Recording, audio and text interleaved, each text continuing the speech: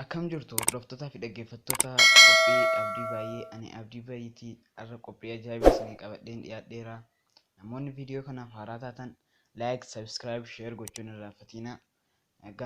Kanumaan gara viidiyoo koo irratti gaafa seenu appilikeeshinii irraa isinii qabadhee dhiyaadhe akkamitti baakgiraawundii yeroo barbaannetti sa'a murteessinee ofii keenya qaxarootti goone akkamitti akka viidiyoo reekordii gochuu dandeenyudha barbaaddan viidiyoo barbaadan audio akkamitti reekordii gochuu dandeenyudha kana isinitti agarsiisaa jechuudha. Appilikeeshinii kana yoo barbaadan descriptionii korraa buufachuu ni dandeessu yookiin kallattiidhaan Play Store jala galla. Play Store jala gallee search bar irratti maayina background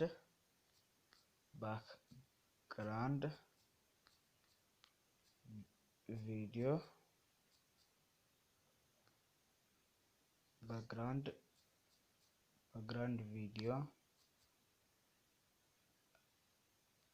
record injirratti gaafa search goonu tokko faara seenuu fida akkuma agartani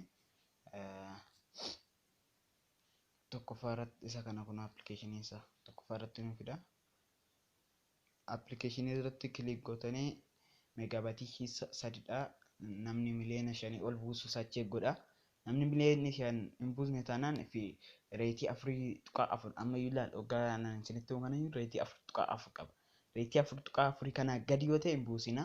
Install goona waan appilikeeshinii isa data waan adda addaa isaa about this application jedhu waan hunda dubbisuu ni dandeessu. Reetiin isaa 4.4 dha akkuma agartan buusaa jira. Buuseera install gochaa jira.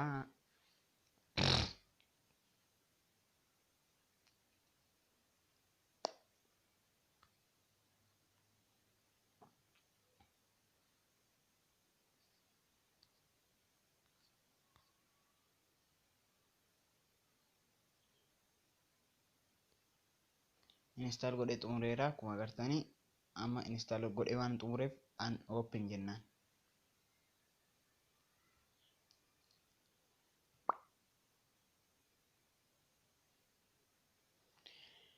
Hayyoo dhaggeeffattootaa fi hordoftoota keenya waggaa open jennuun allow background video record jenna. Adanii allow jedha allow xiqqoo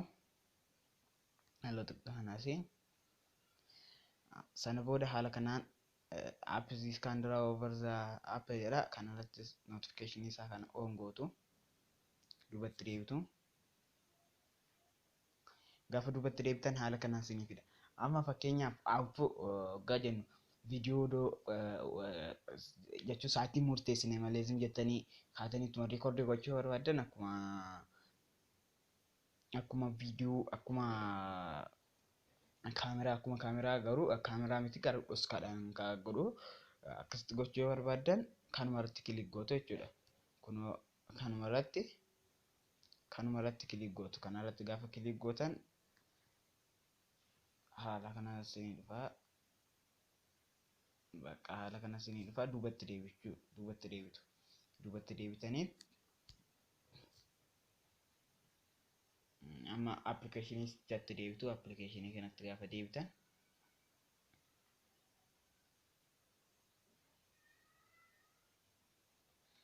akkuma agartan sekeendii 16 reekordii godheera. Sekeendii 16 reekordii godheera. Stop gootu.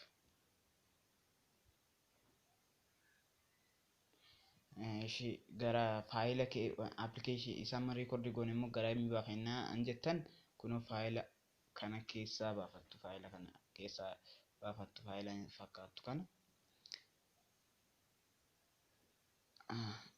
loogoo wantoota akkanaa sirrakkisuu danda'a garuu